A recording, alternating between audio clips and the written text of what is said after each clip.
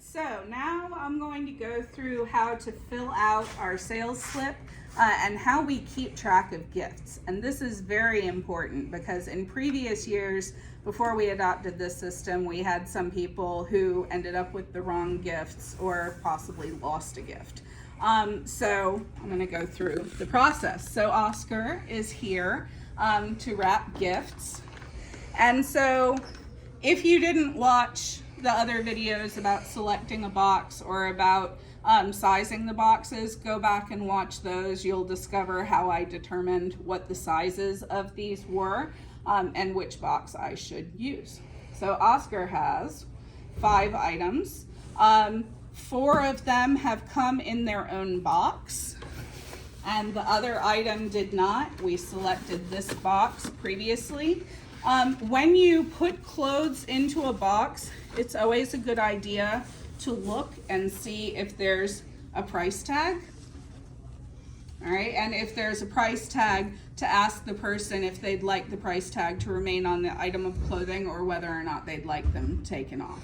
Going to assume you want it taken off. Would you like the tag taken off? Yes, please. All righty, there you go. So we'll put that in here. And so now, in order to ensure that we keep Oscar's order together, I'm going to fill out the slip. I'll put his name on here. And then the other thing that I do, you don't have to fill out the date or the address or any of that. But the thing that I like to do is to get a cell phone number. So we'll do 800. It's gonna, oh, it doesn't work. We'll just put, we're going to pretend it's 800 Oscar.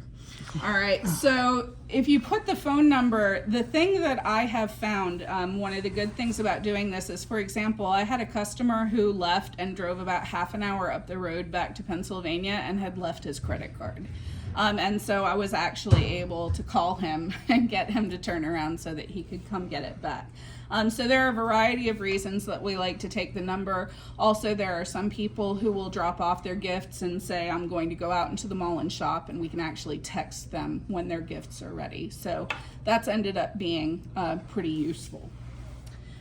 All right, so there are 5 gifts. I don't use the quantity. Instead, I'll put the box number. All right, so we've got box number 1. We will select this lovely ornament. All right, and so on the description, I'll put ornament. All right, the ornament box is an extra small. So I put an extra small there, and then that is $2, and so I fill in the $2 there. All right, then we have our yellow sheets here.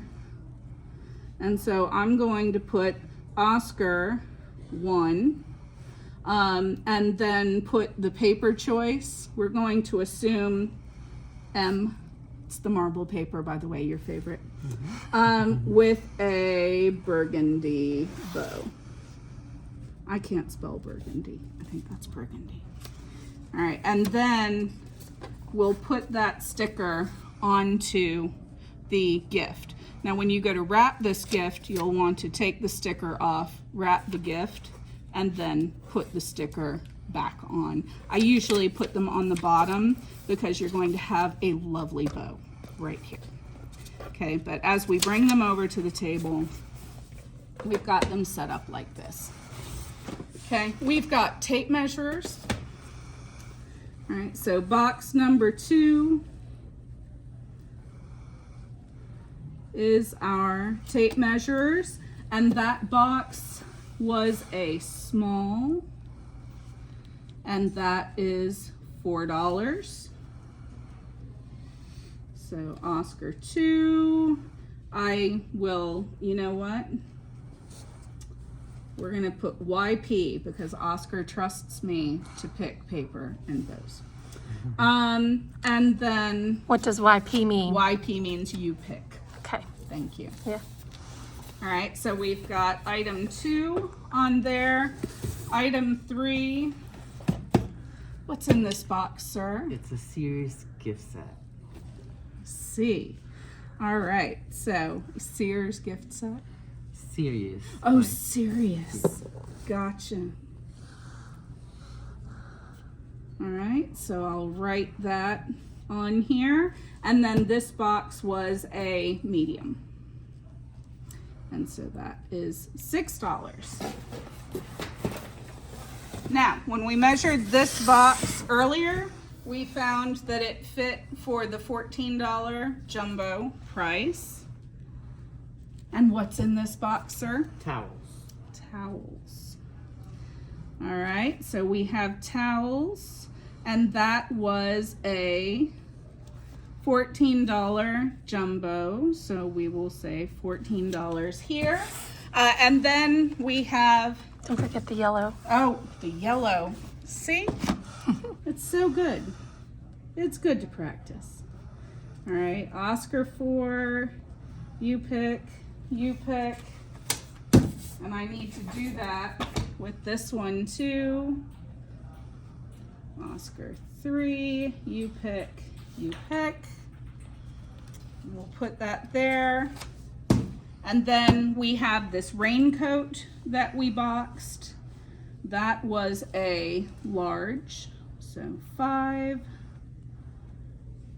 Raincoat, large, and a large is $8. Okay, so that is Oscar 5. You pick. We'll put that on here. And we'll put that up there. Now, particularly if the person is leaving the store, you should, I'm going to total this up, 24, 34. All right, so you can really write the total in anywhere that you want. If the customer pays ahead of time, you should write paid on it.